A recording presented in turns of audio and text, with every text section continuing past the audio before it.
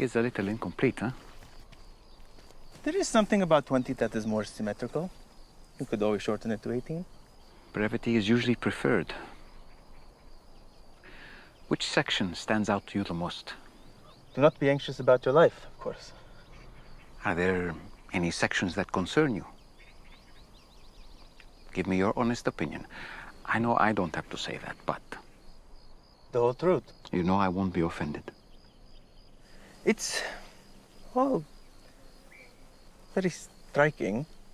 But if I do the math in terms of good news and bad, it seems like there's not a lot of good news. Anyone who looks at a woman with lust has already committed adultery. Doesn't that make everyone an adulterer?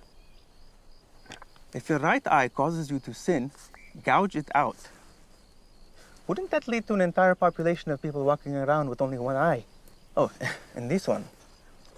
If anyone were to sue you and take your tunic, let him have your cloak as well? Trees that bear bad fruit being cut down and thrown into the fire. The gate is narrow and hard that leads to life. Depart from me, I never knew you. Do you realize how heavily laden your sermon is with these kinds of ominous pronouncements? I haven't even named half of them. It's a manifesto, Matthew. I'm not here to be sentimental and soothing. I'm here to start a revolution. Well, love your enemies and pray for those who persecute you. That isn't exactly... I said revolution, not revolt. I'm talking about a radical shift. Did you think I was just going to come here and say, hey, everyone, just keep doing what you've been doing for the last 1,000 years since it's been going so great? Also, there's the beginning and the end. What about the beginning? My concern about the beginning is more logistical. Right now, your opening line is, you are the salt of the earth. I'm worried, particularly if it is windy, or if the crowd is larger than we expect, that people near the back will hear, salt the earth, and it will immediately call to mind a negative connotation. The Punic Wars? Yes.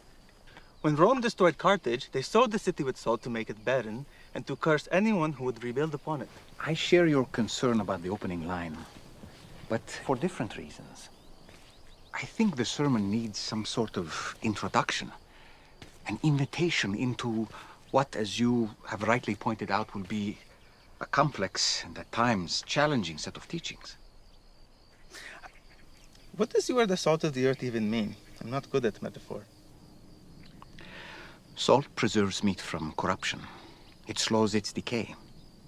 I want my followers to be a people who hold back the evil of the world. Salt also enhances the flavor of things. I want my followers to renew the world and be part of its redemption. Salt can also be mixed with honey and rubbed on the skin for maladies. I want my people to participate in the healing of the world, not its destruction. Then why not just say that?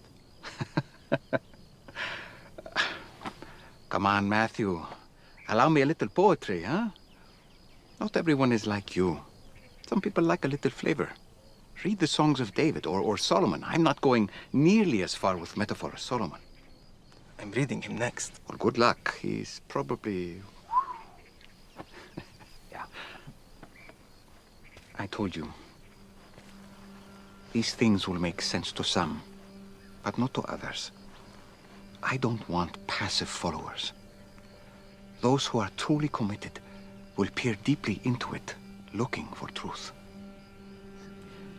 But I do agree with you. We shouldn't begin with salt. You make a valid point. Good work.